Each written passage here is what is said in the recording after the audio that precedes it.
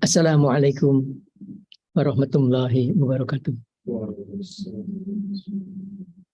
Alhamdulillahilladzi khalaqas samawati wal ard wa ja'ala dzulumati wan nur.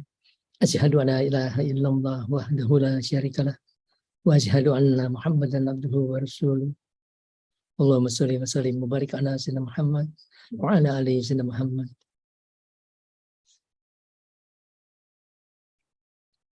Wallahu ta'ala fi kitabihil karim. A'udzu billahi minasyaitonir syaitonir rajim. Ya ayyuhalladzina amanu ittaqullaha haqqa tuqatih wa la tamutunna illa wa antum muslimun. Shadaqallahul azim. Bapak Ibu anak-anakku sekalian, baiklah kita akan lanjutkan pengajian kita. Masih ada yang bertanya kepada saya. Sekarang itu marak sekali pemberitaan di medsos mengenai masalah Wahabi. Kiai, Wahabi itu apa sih? Wahabi itu sebuah faham yang diajarkan oleh guru besarnya namanya Muhammad bin Abdul Wahab. Lahir di Najd tahun 1702, wafat tahun 1792. Jadi itu abad ke-18. Dan faham ini naik daun ketika dijadikan agama negara di sekitar awal tahun 1900-an di zaman Sultan Aziz bin Ibn Saud, Aziz Ibn Saud. Dengan dukungan pemerintah, mereka menyebarkan paham Wahabi ke seluruh dunia. Apa yang paling berbahaya dari Wahabi? Yang paling berbahaya adalah mereka ini takfir. Mereka cuma mereka lah yang mukmin, yang lainnya semua orang musyrik semuanya. Nggak ada yang cuma mereka yang mukmin, yang lainnya musyrik. Dan derajat musyriknya itu sampai seperti Fir'aun katanya. Halal darahnya boleh ditumpahkan. Sudah terjadi tahun 1920-an mereka membunuh seluruh ahli sunnah wal jamaah. Orang-orang tinggal di Jabal Qubais mereka bunuh. Ini yang paling berbahaya dari Wahabi. Lihat aja itu ISIS. ISIS adalah representasi daripada Wahabi. Bukan cuma orang non-muslim mereka bunuh. Orang muslim mereka penggal akhirnya. Saya tidak sepaham dengan mereka. Ini yang paling berbahaya dari Wahabi. Lalu kenapa? Kenapa mereka seperti itu? Karena mereka tidak punya tarekat. Mereka beragama cuma memegang kepada Quran dan hadis. Mereka tidak punya tarekat. Tarekat itu apa? Tarekat itu adalah asalnya ilmu yang diajarkan oleh Nabi kepada beberapa orang sahabat utama, Abu Bakar, Umar, Utsman, Ali. Apa isi ilmu yang diajarkan? Ini adalah ilmu yang mengangkat orang derajatnya menjadi para wali Allah. Lalu kenapa ilmu ini tidak diajarkan secara terbuka? Terbuka aja semua orang diajarkan. Karena ilmu ini diajarkan harus dengan bimbingan seorang mursyid, seorang guru pembimbing. Kenapa harus pakai mursyid? Karena ilmu ini pada suatu titik dia harus masuk ke alam gaib. Karena Allah itu Maha gaib. Tidak bisa didekati kecuali kita harus masuk ke alam gaib. Dan di sana ada jin dan ada malaikat. Tanpa bimbingan seorang mursyid, hampir pasti dia akan kepleset. Hampir pasti. Ini baru aja 2 bulan seorang murid perempuan saya ikut saya pengajian. Tiba-tiba dia bilang, Kiai, di malam saya ketemu Nabi Khidir, datang ke saya ngajar begini begitu. Saya diniin aja. Besoknya lagi dia bilang lagi, udah datang lagi Nabi Khidir, bilang begini begitu begini begitu. Besoknya lagi saya bilang, Nabi Khidir kamu tuh udah saya ambil kalimat halus dari udah saya bunuh. Saya benci jin kayak itu jin. Saya benci itu jin dan kafir. Jin kafir yang saya bunuh karena apa? Untuk menunjukkan kepada yang lain jangan coba-coba. Jangan coba-coba ganggu murid saya bunuh kamu. Jangan coba ganggu murid saya gitu. Mereka belum berbahaya. Baru datang, baru ngomong ngajarin wah begini begitu, ngajarin ilmu laduni katanya segala macam. Itulah butuhnya seorang mursyid. Murid dia nggak bisa tahu itu jin. Mursyidnya tahu.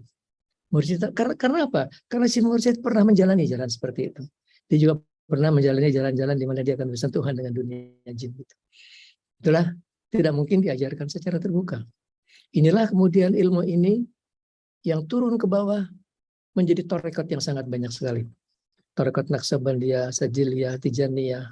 Banyak sekali, ada ratusan, mungkin ribuan tarekat. Dan terdapat di seluruh dunia. Di Mesir yang besar itu tarekat Rifaiyah. Guru besarnya itu Syekh Ahmad Ar-Rifai. Di Maroko guru besarnya itu Ahmad At-Tijani, tarekat Tijaniyah yang paling besar. Di mana-mana ada tarekat kita. Jadi kalau Wahabi tanya mana buktinya? Mana buktinya Nabi pernah mengajarkan ilmu-ilmu yang khusus? Buktinya adalah keberadaan tarekat itu sendiri. Keberadaan tarekat yang ratusan tarekat itu menunjukkan adanya ajaran dari Nabi. Dan uniknya apa? Uniknya semua tarekat itu hampir tidak ada yang sama persis. Tidak ada yang sama persis. Cara mereka satu dengan lainnya sedikit berbeda-beda sedikit. Tapi tujuan akhirnya sama. Tujuan akhirnya adalah untuk mencintai Allah Subhanahu wa taala.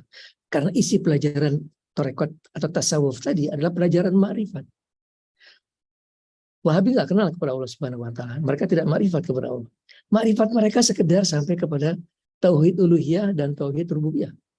Tauhid uluhiyah itu artinya tidak ada yang disembah kecuali Allah. Tauhid rububiyah itu tidak ada sesuatu, semua yang ada adalah ciptaan Allah Subhanahu wa taala. Itu benar. Oh benar, itu benar gitu. Tapi itulah tingkat ma'rifat yang paling rendah. SD pun belum, masih di bawahnya SD. Jadi kalau kita membahas masalah ilmu tarekat, masalah ilmu ma'rifat, saya bilang tadi SD pun belum. Kalau di kita tuh pelajaran ma'rifat yang SD-nya adalah pengenalan kepada Allah secara sifat dan namanya. Wujud kidam baku halafatul hawadisi qiyamahu bi nafsihi wa khadamiyal qadrat iradat ilmu hayat semua besar kalam qadirun muridun limunayun samiyun basirun mutakallimun. Wujud itu artinya ada itu artinya kita lihat alam semesta adalah pengejauhan tahan adanya Allah Subhanahu wa taala, karena segala sesuatu selain Allah adalah ciptaan Allah. Kalau tidak ada Allah, tidak ada alam semesta, tidak ada kita, karena kita pun yang menciptakan Allah. Sekarang kita di dunia, sebelum di dunia ada di mana kita? Ada di perut ibu kita. Sebelum di perut ibu kita ada di mana kita? Ada di alam ruh. Sebelum di alam ruh ada di mana kita? Nggak ada. Kita nggak ada. Kita ada diadakan oleh Allah. Adanya kita ada yang majaz, adanya bayangan. Yang adanya yang hak itu ya Allah. Allah lah yang hak wujud itu ya Allah. Ini sifat pertama Allah. Kidam itu pemula. Tidak ada yang lebih mula dari Allah. Bakot abadi. Mustahil Allah akan musnah. Halafatul hawadis itu dia bukan sesuatu yang baru. Qiyamahu bi nafsihi itu dia tidak membutuhkan bantuan. Dia berdiri dengan sendirinya. Dia bukan orang seperti bikin rumah ada mandornya, ada kulinya, nggak ada. Allah kalau menginginkan sesuatu cuma tinggal bilang nama amruhu idza arada syai'an ayaqul lahu kun fayakun. Cuma ada kun akan jadilah ciptanya Allah Subhanahu wa taala. Sesudah itu sifat berikutnya sama basar. Sama itu ada wahdaniyatnya esa. Esa itu tidak berbilang-bilang. Kodrat artinya berkuasa. Allah berkuasa, sudah kita bahas tadi. Kalau Allah menginginkan sesuatu, cuma dibilang kun, jadilah maka akan jadi. Iradat berkehendak, dengan kehendaknya lah kita ada. Dengan kehendak Allah alam semestanya ada. Sama besar sama itu artinya mendengar. Dan Allah mendengar bukan pakai telinga seperti kita. Allah mendengar dengan kesempurnaannya. Bahkan kalau secara tarekat kita, nanti kita belajar merasakan bahwa pendengaran kita itu pendengaran pinjaman dari Allah Subhanahu wa taala. Tidak ada yang benar, tidak ada yang mendengar kecuali Allah Subhanahu wa taala. Tidak ada yang hak wujud kecuali Allah Subhanahu wa taala, termasuk pendengaran dan penglihatan. Itu pelan-pelan aja. Sekarang asal kita tahu bahwa Allah itu Maha mendengar. Maha mendengar tangisannya semut aja menangis, Allah mendengar. Jatuhnya daun di Kalimantan, pluk, Allah mendengar. Allah melihat dengan pandangan tembus pandang. Allah melihat apapun kelihatan. Ditunjukkan ketika Sayyidina Umar sedang menjadi khalifah, dia sedang khutbah Jum'ah, tiba-tiba mengatur pasukan. Tiba-tiba dia ngatur pasukan, ini pasukan naik ke atas gunung. Itu pasukan audiensnya jemaah Jumatnya itu bilang Umar udah gila. Lagi khutbah Jumat ngatur-ngatur pasukan. Nggak lama pasukan perang di Jordan balik ke Madinah, mereka cerita. Di saat pada posisi kejepit, mereka dengar suaranya Umar. Suruh naik ke gunung dan mereka ikuti suara tadi dan mereka selamat. Coba lihat Umar. Umar melihat dengan penglihatannya Allah. Itulah orang sudah sampai ke derajat wali Allah. Dia melihat dengan penglihatannya Allah. Dia lihat pasukannya di Jordania sedang kepepet dan dia ngomong suaranya sampai ke Jordania. Itulah wali Allah. Dia bicaranya dengan bicara Allah. Kalau Allah sudah mencintai, fa idza ahbabtuhu kuntu sam'ahu allazi yasma'u bihi. Kalau aku sudah cinta kepadanya, kata Allah, akulah jadi pendengaran dia mendengar. Akulah penglihatannya dengan dia melihat. Jadi tujuan daripada yang diajarkan Nabi itu naik menjadi para wali Allah. Naiklah para wali Allah tadi. Kita mulai tadi dengan tahapan-tahapannya itu kita mengenal Allah secara nama dan sifatnya. Sampai kita sama basar, kalam itu berkata-kata. Kalamnya Allah adalah Al-Quran. Seluruhnya adalah sifat pengembalian dari sifat yang sisanya tadi yang 13 tadi. Dan kita mengenal sifat-sifat Allah. Sifat pertama adalah Ar-Rahman Ar-Rahim. Inilah sifat yang sentral kedudukan Ar-Rahman Ar-Rahim. Karena kalau kita melihat Al-Quran, ada 30 juz, ada 114 surat, ada 6.666 ayat. Kalau diperes, yang keluar itu apa? Suratul Fatihah. Makanya surat Al-Fatihah itu disebut Ummul Quran, Ummul Kitab, dan harganya pun 2/3 Al-Quran. Kalau kita baca sekali Al-Fatihah, itu seakan-akan kita mendapatkan pahala 2/3 Al-Quran. Ada banyak para ulama zaman dulu tuh, wirid mereka tuh Al-Fatihah. Mereka baca Fatihah 100 kali. Itu berarti sudah sama dengan 60 hatam Al-Quran, kurang lebih. Hampir 70 hatam Al-Quran. Dibandingkan kita baca ayat Quran sehari semalam sejus ada jemaah saya. Itu udah umur 70 tahun. Mas Warli, saya kalau hari Jumat saya sekarang belajar baca Quran. Aduh, saya bilang, sudah nggak waktunya lagi belajar baca Quran sekarang ini. Nggak waktunya lagi. Quran diturunkan tuh bukan buat dibaca-baca, buat di lagu-lagu, dinyanyi-nyanyi, bukan untuk itu Quran diturunkan. Pahalanya ada, wah ada Pak, Al-Quran dibaca pahalanya ada, tentu saja ada. Tapi bukan itu untuk diturunkan. Hudalil mutakin, petunjuk bagi yang takwa itu. Pertama mengerti, kedua adalah tafakuri, ketiga adalah diamalkan. Bukan buat dibaca-baca sembari wow, sembari nggak ngerti. Manfaatnya ada. Kalau omongannya orang ahli syariat, ya tiap hari baca 1 juz saja. Kalau tanya ke saya, orang tua seperti itu, baca Al-Quran aja, baca Fatihah aja 10-11 kali sudah lebih unggul daripada baca Al-Quran. Baca Al-Quran 11 kali, baca Al-Fatihah 11 kali, itu sama dengan hampir 4 kali tamat Al-Quran, khatam Al-Quran. Sudah lebih utama daripada kita baca selesai surat Al-Quran seluruhnya. Dalam umur sudah sebegitu, sudah nggak waktunya lagi kita belajar Al-Quran buat dibaca-baca, dinyanyi-nyanyi. Ayo, zikir. Allah Al-Quran memerintahkan kita, innallaha wa malaikatahu yusholluna 'alan nabi ya ayyuhalladzina amanu shallu 'alaihi wa sallimu taslima. Allah dan malaikatnya bersalawat kepada Nabi, dan Allah merintahkan kalian semua orang beriman harus salawat dan salam kepada Nabi. Jadi kalau salawat harus salam. Kalau Allahumma sholli ala sayyidina Muhammad wa ala Muhammad, itu salah. Harus Allahumma sholli wa sallim ala sayyidina Muhammad wa ala Muhammad. Untuk masalah ini Pak Sukri, saya sedang tawaf di Masjidil Haram. Tiba-tiba pundak saya dipegang oleh Nabi Khidir. Saya tahu tuh Khidir itu. Cuma buat bilang kalau salawat harus pakai salam ya. Ta'arif. Karena saya lagi baca Allahumma sholli ala nuril anwar. Allahumma sholli ala nuril anwar wa sirril asrar wa sirril harus Allahumma sholli wa sallim ala nuril anwar sirril asrar. Harusnya begitu salawatnya. Begitu pentingnya pakai salam, sampai khusus spesial saya diingatkan. Kalau salawat harus pakai salam ya. Sekarang banyak orang kalau salawat nggak pakai salam soalnya. Kita televisi banyak orang salawat nggak pakai salam. Ya mudah-mudahan mereka dengerin ceramah saya. Itu kan perintah Allah dalam Al-Quran. Shollu alaihi wasallim wa taslima. Perintahnya pun salawat dan salam. Kita balik lagi ke Wahabi. Di Wahabi kenapa seperti itu? Karena mereka nggak punya tarekat. Kalau mereka punya tarekat, niscaya mereka nggak akan seperti itu. Nggak akan seperti ini. Kesannya itu kejam gitu. Sementara tarekat mengajarkan kita Allah itu tidak bisa ditembus dengan kekuatan. Harus dengan kelembutan. Harus dengan kasih sayang. Allah tidak sayang kepada hambanya tidak memiliki kasih sayang. Allah nggak akan sayang kepada hamba tidak memiliki kasih sayang. Kasih sayang itu nilai agama yang paling tinggi. Dan kalau kasih sayang itu jangankan kepada yang muslim, non muslim pun kita wajib sayang.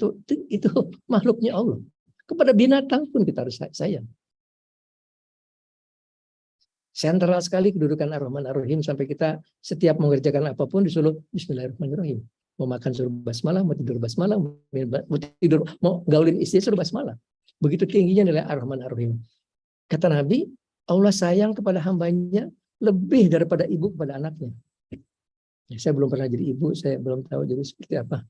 Tapi saya tahu pasti kalau ibu tuh sayangnya sama anak luar biasa gitu. Jangan coba-coba saingan sama anak kita, gitu. Kita akan kalah. Kalau ada sesuatu dipilih mau dikasihkan ke suami, ke anak, pasti ke anak gitu. Dan nggak usah cemburu. Nggak usah cemburu. Sudah begitulah kodratnya. Tapi Allah lebih sayang kepada hambanya lebih dari itu. Sudah berbuat berhaka, berbuat dosa, nggak langsung dihukum, didiamin aja. Ditunggu sampai dia minta ampun. Begitu minta ampun, diampuni, dihapuskan dosanya.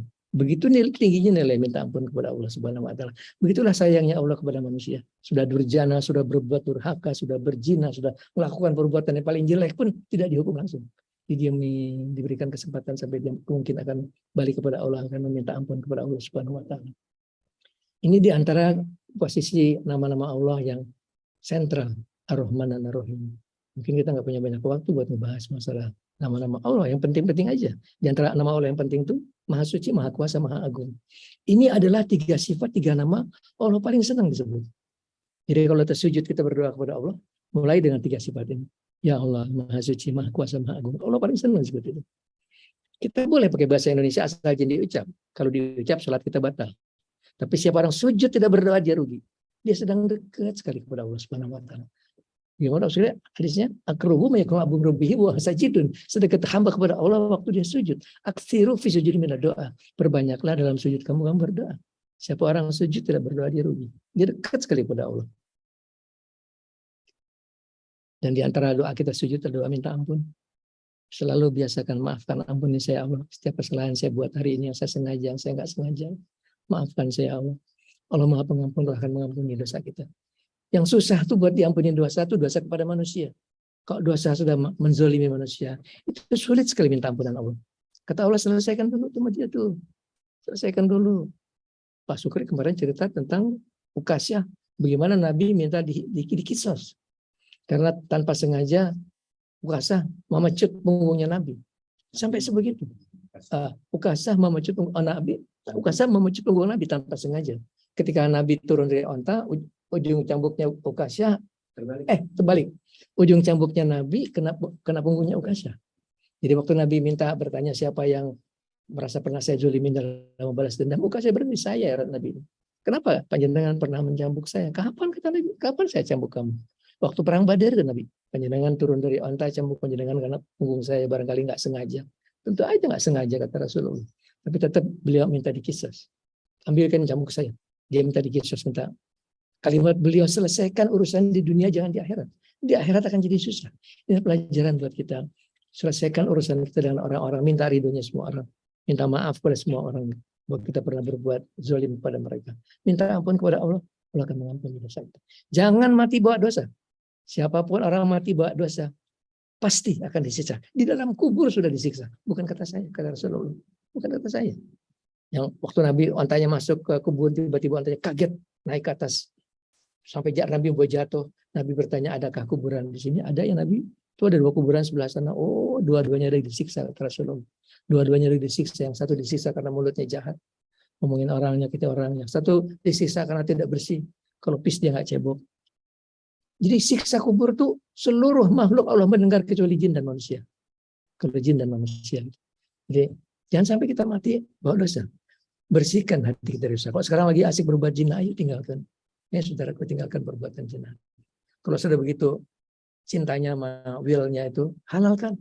Barangkali saya panjenengan anak marah sama saya gitu. Saya suruh halalkan. Tapi no choice.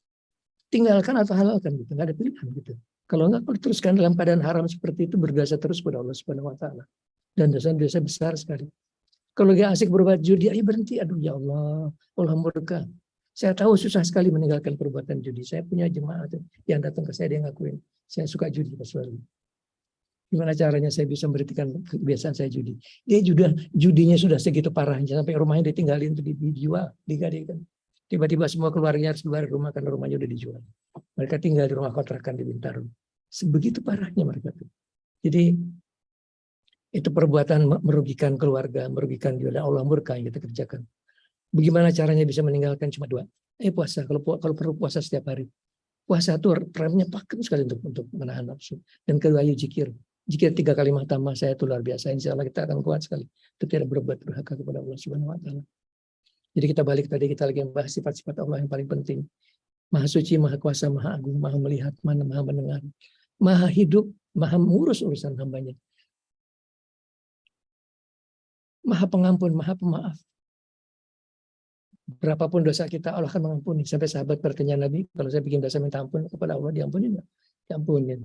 Kalau saya bikin lagi itu dosa, saya minta ampun, diampunin nggak? Ampunin, kata Nabi. Saya bikin lagi itu dosa, minta ampun, diampunin nggak?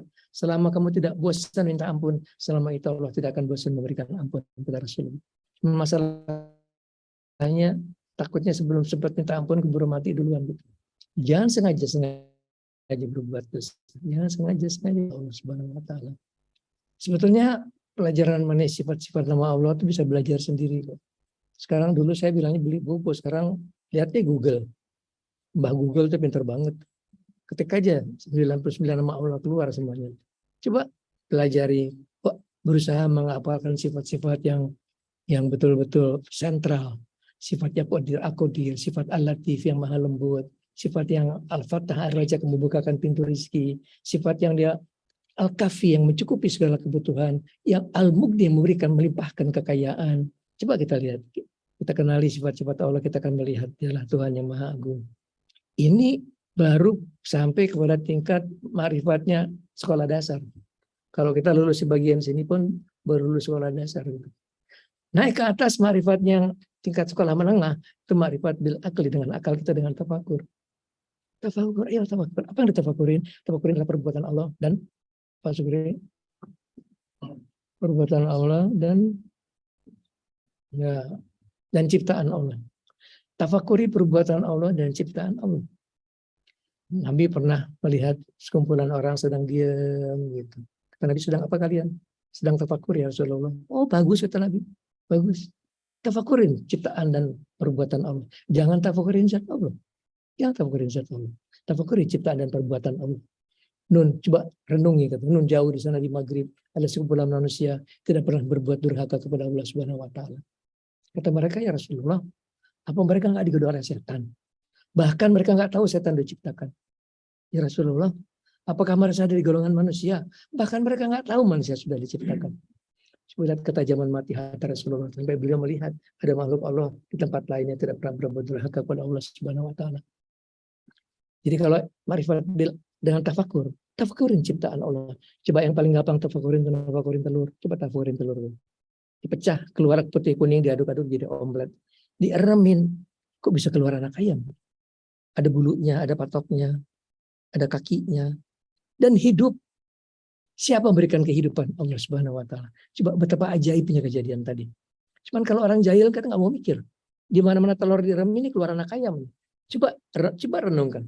Betapa ajaibnya, betapa luar biasanya. Siapa memberikan kehidupan? Allah Subhanahu Wa Taala. Dan kalau kita merenung seperti itu, kemudian kita berdoa, Rabbana ma khalaqta hadza batila, subhanaka wa qina adzabannar.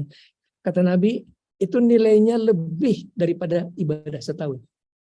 Jadi kalau orang sudah baca Quran setiap hari satu juz selama setahun, dia kalah orang-orang para telur seperti itu. Dan kemudian sampai dia merenung, ya Allah, Rabbana ma khalaqta hadza batila, subhanaka wa qina adzabannar. Tidaklah Engkau ciptakan semua dengan sia-sia. Maha suci Engkau ya Allah, jauhkan kami dari siksa neraka. Itu Nabi yang mengajarkan. Coba renungin langit dan bumi. Paling bagus renungin itu kan langit dan bumi. Sering kali saya ceritain. Terus sekarang ada 50 orang baru gabung pengajian. Coba renungin langit dan bumi. Inna fi khalqis samawati wal ardi wa ikhtilafil laili wan nahari la'ayatin liulil albab.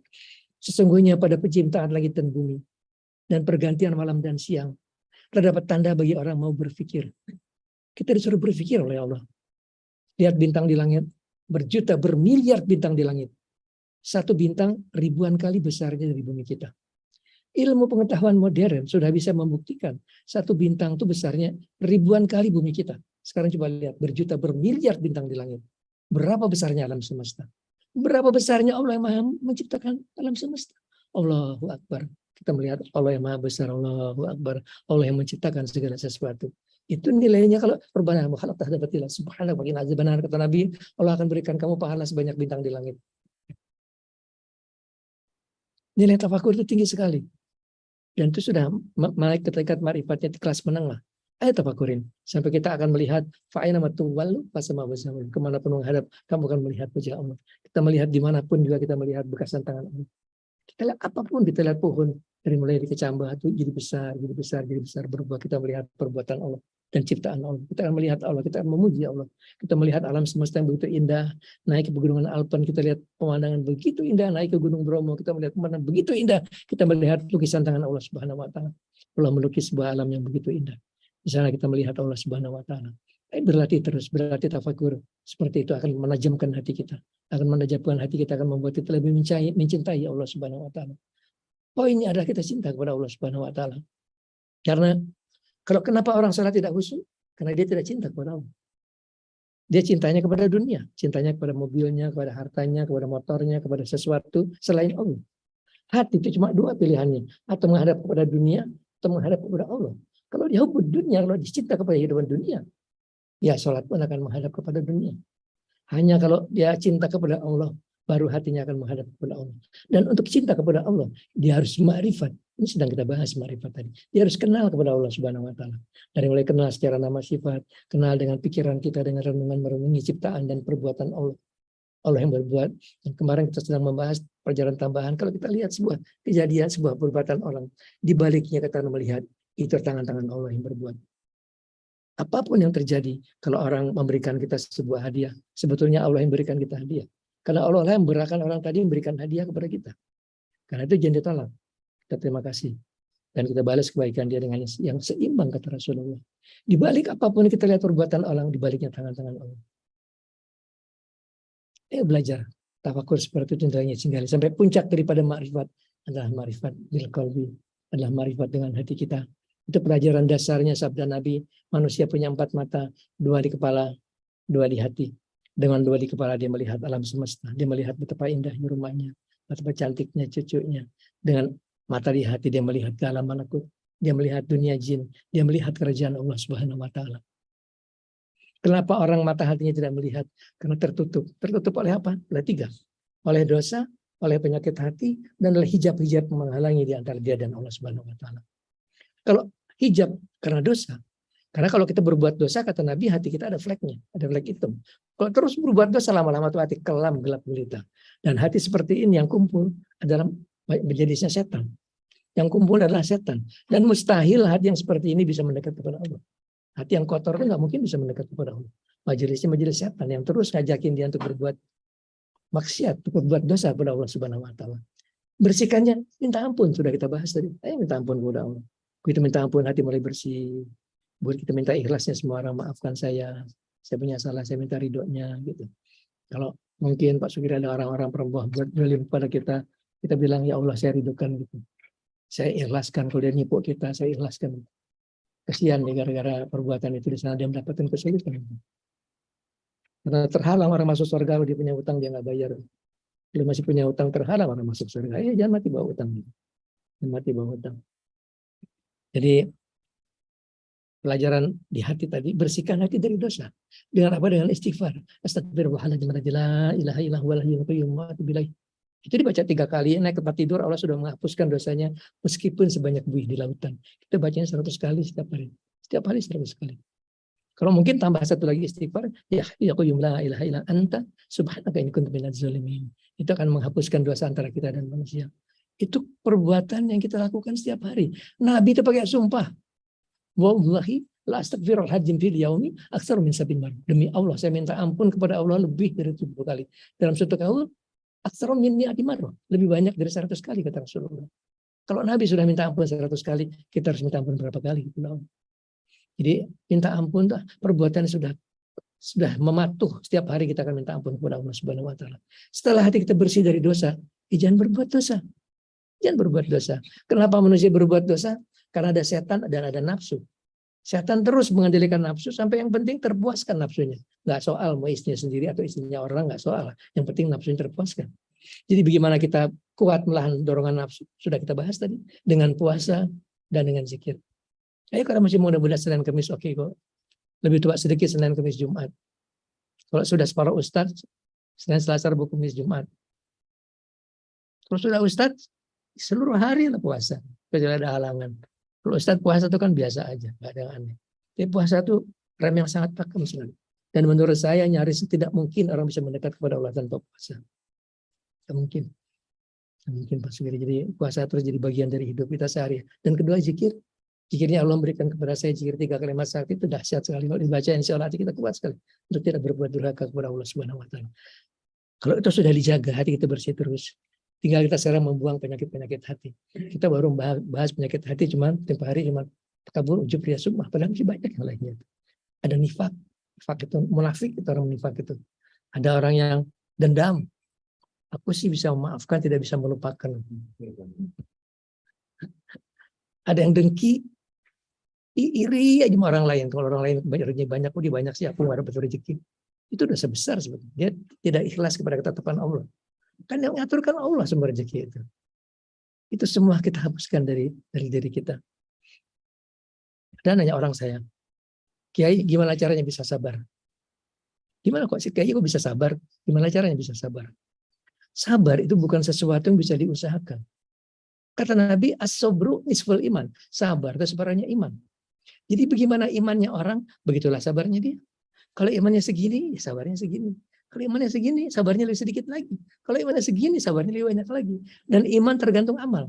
Makin bagus amalnya, tadinya nggak pernah puasa Senin Kamis, dia puasa Senin Kamis, imannya naik. Tadinya nggak pernah tahajud, sekarang tahajud, imannya naik. Terus iman dan amal saling tarik menarik terus. Marifat lebih bagus, amalnya lebih bagus lagi. Sabarnya akan lebih tinggi karena imannya naik, sabarnya selalu separuh iman. Yang dinaikkan itu bukan iman, sabarnya. Yang dinaikkan itu imannya. Dan iman naik itu harus dengan amalnya makin naik. Dan amal itu tergantung ilmunya.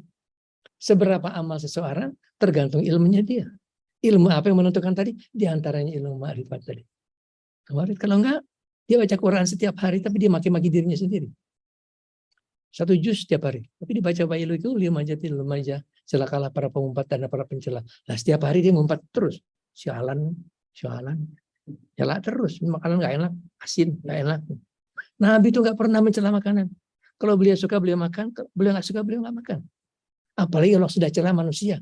Itu orang udah gendut, hitam, jelek. Hidup lagi. Oh, itu Allah murkanya luar biasa. Itu orang yang kamu bilang jelek itu ciptaan saya. Kamu menghina saya. Menghina ciptaan saya, kata Allah Subhanahu wa Ta'ala. Tiap hari baca Quran 1 juz. Kelakuannya kayak begitu. Kan jauh sekali. Saya bukan bilang gak usah baca Quran, gak bilang seperti itu. Tergantung umurnya berapa dulu. Umurnya sudah 70 tahun, sudah gak usah. Hatam Quran gak usah. Zikir aja. Zikirnya apa Kiai? Zikirnya kalau dari mulai zuhur sampai asar, yang dibaca la ilaha illallah wa adahu la syarikalah. Lahul mulku wa lahul hamdu wa huwa ala kulli syai'in qadir. 1000. Itu dibaca 100-nya udah luar biasa. Itu akan jadi benteng sepanjang hari itu kata Rasul. Kita bacanya 1000. Coba lihat di buku hijau saya tuh. Kalau saya bahas lagi ya, waktunya habis buat bahas fadilah daripada zikir tadi. Sekarang itu jam berapa ya? Pak Sukri nggak kebagian. Kemudian dari astar sampai maghrib kita baca salawat buat Nabi. Pendek aja. Allahumma sholli wa sallim ala sayyidina Muhammad. Udah segitu aja. 3000 tapi. Harus pakai salam. Sudah saya bilang tadi. Allahumma sholli wa sallim ala sayyidina Muhammad. 3000. Ini cucu angkat saya umurnya baru 9 tahun. Sudah bisa ketemu Rasulullah. Diajak main Rasulullah katanya. Dia salawatnya setiap malam 3000. Salawat tiap 3000. Lah anak kecil 3000. Apa ya kita nggak bisa 3000. Pendek segitu. Allahumma sholli wa sallim ala sayyidina Muhammad. 3000. Insya Allah kita akan ketemu Rasulullah. Dan itu ketemu Nabi itu luar biasa. Manfaatnya luar biasa. Beliau akan menjadi pelindung kita. Berikan syafaat kita. Di dalam kubur beliau sudah melindungi kita. Kita mau ditanya-tanya malaikat beliau yang datang. Jangan tanya-tanya. Ini kesayangan saya. Jadi Tuhan menurunkan syafaat Nabi. Jadi nggak usah kebanyakan-banyakan. Gitu. Nah, kalau maghrib sampai isya, kalau mungkin baca zikir buku saya itu.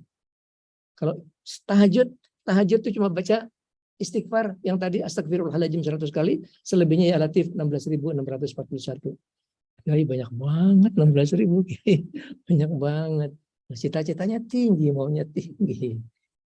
Saya nggak kuat ya sudah kuatnya berapa? Kuatnya 6.000, ya 6.000 aja. Apa 6.000 pun oke. Tapi terus panjang hidup kita. Ada satu lagi baru jemaah saya masih baru. Saya suruh zikir dia. Tadinya saya nggak nyangka kalau saya kuat kiai katanya. Ternyata saya kuat katanya. Suruh baca Yaqutir 8.888. Terus assalatu wassalamu alaika ya sayyidi ya Rasulullah hud ya diklat adriknya 1000. Tadinya dia udah putus asa lihat ini banyak banget ya. Ternyata bisa, ternyata lama-lama jadi enak katanya dikerjakan. Oh iya. Ya Latif itu kan luar biasa. Ya Latif itu wahai Allah yang Maha Kuasa dengan segala kekuasaan yang memiliki kabulkan keinginanku. Itu zikir saya dari kecil sekali. Kalau menuntun terus pada keinginan kita. Yang kedua itu salawat khitab dan Nabi akan menurunkan syafaatnya buat menolong urusan-urusan yang sedang terganjal. Jadi intinya adalah dalam zikir. Jadi tasawuf itu bukan jadi ceramah, pengajian tasawuf jadi ceramah, masuk kiri masuk kanan. Tahu kayak gitu tasawuf itu. Tasawuf itu bukan buat dibahas-bahas. Tasawuf itu buat dikerjakan. Seperti saya bilang tadi, kerjakan itu. Kenali Allah melalui sifat dan namanya. Tafakuri Allah dalam perbuatan dan ciptaannya. Dan yang ketiga, mulai kita bersihkan hati kita dari dosa. Bersihkan dari dosa, setelah bersih dari dosa, jangan berbuat dosa.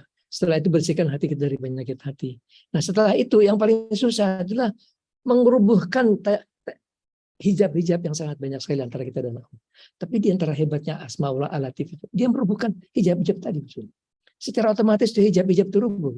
Allah berkenan Allah berkenan untuk memperlihatkan dirinya sendiri kepada kita. Inilah aku Tuhanmu yang Maha Agung.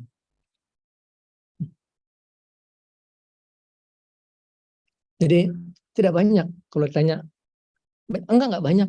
Mengerjain yang susah. Dan yang harus dijaga apa? Akhlak. Akhlak harus dijaga. Karena kebanyakan orang hatinya jadi kotor itu karena akhlak. Ini pelihara akhlak kita. Tidak pernah kita menzolimi orang lain dengan mulut kita, dengan perbuatan kita. Ini mulut nggak pernah dipakai ngomong yang nggak keruan gitu. Kalau nggak diam aja. Diam aja, senyum aja, diam aja. Nggak usah ngomong gitu.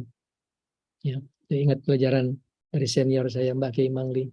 Ingat terus kalimat beliau tuh. Sing ora perlu diomong, ojo diomong. Itu nasihat beliau pada seorang kiai besar.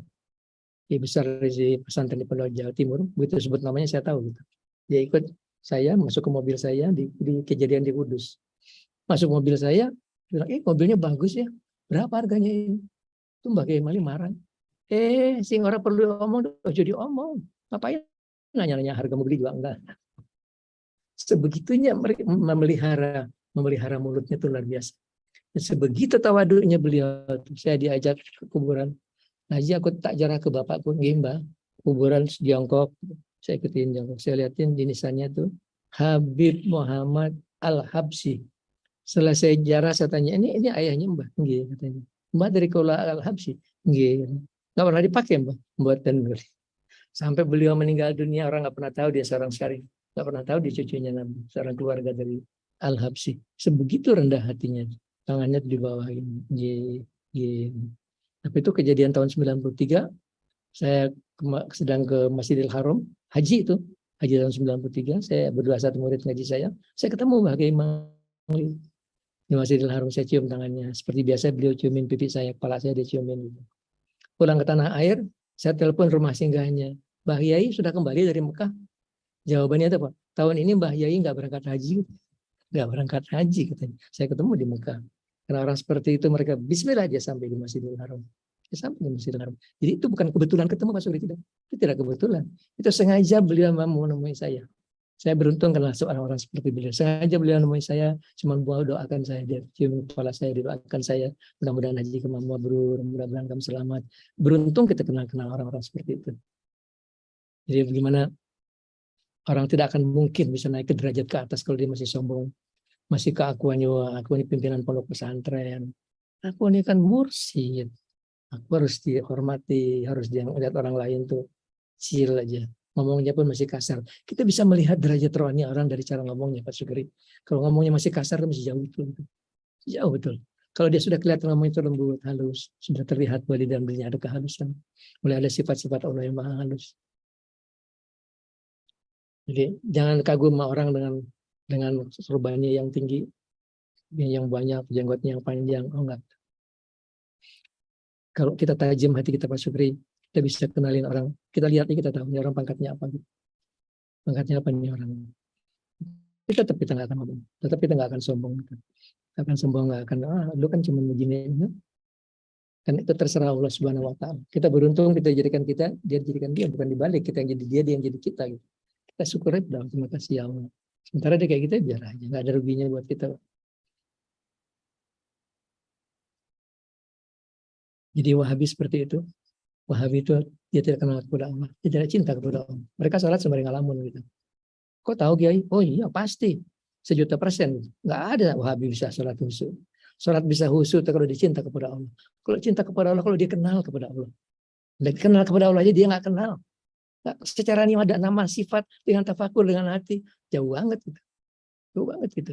Tapi yang sebetulnya itu urusan dia, kita nggak peduli dia kayak gitu. Cuma yang berbahaya itu takfirinya itu. Berbahaya sekali. Sekarang kan belum, ya iya sekarang belum. Karena mereka masih kecil. Coba mereka jadi besar. Nah sekarang mereka di negaranya sendiri, mereka bangkrut. Karena MBS sekarang ya ulama-ulamanya ditangkapin, dipenjarakan oleh dia. Berani ngeritik MBS, dipenjarakan. Sekarang diberikan kebebasan, perempuan sudah boleh lepas hijabnya, sudah boleh kerja. Kita lihat kalau kita datang sekarang, petugas imigrasinya orang-orang perempuan. Tapi menurut saya, ternyata perempuan itu lebih bagus. Lebih bagus, kerjanya cepet gitu. Kalau laki kan santai, dia ngobrol sama temennya, ngerokok dulu. Perempuan tuh enggak, ya serius gitu. Dan pemuda-pemuda Saudi, wah mereka memuja MBS. Karena mereka diberikan kebebasan gitu. Pintar MBS itu diambil hatinya rakyat seperti itu. Sementara orang-orang kayanya dimasukin ke hotel, suruh mengeluarkan uangnya, keluarkan uang kamu. Ayo, kamu kan kaya dari Saudi, sekarang kamu sumbangkan uang kamu, sebagian uang kamu. Kalau enggak, saya penjara kamu di hotel. Seperti itu yang dia kerjakan. Di balik sifat yang katanya dia kejam, manfaatnya buat orang-orang pemuda-pemuda Saudi, mereka senang ke MBS. Waktu saya habis masuk ring. Nah, baiklah. Jadi udah cukup ya. Kita nggak ngebahas lagi Wahabi ya, bosan.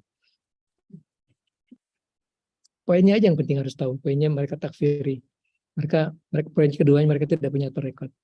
Jadi mereka selalu menghina-hina kita. Bid'ah. Padahal tarekat semuanya bid'ah. Kalau kita mempelajari ajaran tarekat semuanya bid'ah semuanya. Ya, bid'ah itu kan bukan yang tidak dikerjakan Nabi. Bid'ah itu yang tidak sesuai dengan ajaran Nabi. Harusnya mereka terjemahkan seperti itu. Adalah yang tidak sesuai dengan apa yang diajarkan Nabi. Bid'ah. Selama masih sesuai, oke aja gitu. Nabi tidak pernah berdoa salat Jumat, berdoa gitu. Ada. Bid'ah memang. Tapi itu sesuai dengan diajarkan Nabi, luar biasa bagusnya gitu. Imam berdoa, Allahumma inna nas'aluka ridhoka wal jannah, makmumnya amin, amin. 400 orang bilang amin. Derajat si imam, dia belum mampu membuat doanya diijabah oleh Allah. Tapi di antara makmumnya ada orang sayang, dia bilang amin. Allah mengabulkan doanya si imam. Betapa indahnya sebuah kebersamaan. Allah mengabulkan doanya imam karena aminnya seorang makmum. Begitu dalam sholat. Allah menerima sholatnya imam karena ada makmumnya yang sholatnya bagus. Sholatnya imamnya nggak bagus. Sholatnya ngelamun aja sih. Si murid ini sih jemaahnya sholatnya khusyuk bagus. Sampai akhirnya semua dihitung sama. Seperti sholatnya. Kebersamaan itu luar biasa. Tidak semua bid'ah itu berarti jelek gitu. Kalau orang bikin pengajian, kumpul, baca yasin, untuk membaca zikir, itu bagus sekali. Itu masih bertepatan dengan apa yang diajarkan Nabi. Kalau kumpul buat main kartu, buat main judi, nah itu jelas itu hal yang tidak sesuai dengan apa yang diajarkan oleh Nabi. Kita singkat aja kita doa. إلى حضرة النبي المصطفى صلى الله عليه وسلم محمد صلى الله عليه وسلم وعلى آله وأصحابه وأزواجه وذريته وأهل بيته وأبويه فجر إبراهيم لهم الفاتحة أعوذ بالله من الشيطان الرجيم بسم الله الرحمن الرحيم الحمد لله رب العالمين الرحمن الرحيم مالك يوم الدين إياك نعبد وإياك نستعين اهدنا الصراط المستقيم صراط الذين أنعمت عليهم غير المغضوب عليهم ولا الضالين وإلى الرحيم سالكي من كبني من بعد مسجد قبل الدنيا وبيد بجرين كأحمد فلان يسلم كأحمد فلان كوسن كوسن بدين وأبي طاهر سنكر لكن من مقبول سنكر مغفور لي مسلم من سرقة ولا حد سيدنا سيدنا قدير جيلاني إلى حضرة الإمام علي بن أبي طالب وإلى حضرة هدير عليه السلام إلى حضرة النبي محمد صلى الله عليه وسلم شيلهم الفاتحة أعوذ بالله من الشيطان الرجيم بسم الله الرحمن الرحيم الحمد لله رب العالمين الرحمن الرحيم مالك يوم الدين إياك نعبد وإياك نستعين اهدنا الصراط المستقيم صراط الذين أنعمت عليهم غير المغضوب عليهم ولا الضالين. Khususan ila rohi Mbah Fajar Ibrahim bin Salim Al-Fatihah. A'udzubillahi minasyaitonir rajim. Bismillahirrahmanirrahim. Alhamdulillahirabbil alamin. Arrahmanirrahim. Maliki yaumiddin. Iyyaka na'budu wa iyyaka nasta'in ihdinas siratal mustaqim. Siratal ladzina an'amta 'alaihim ghairil maghdubi 'alaihim waladdallin.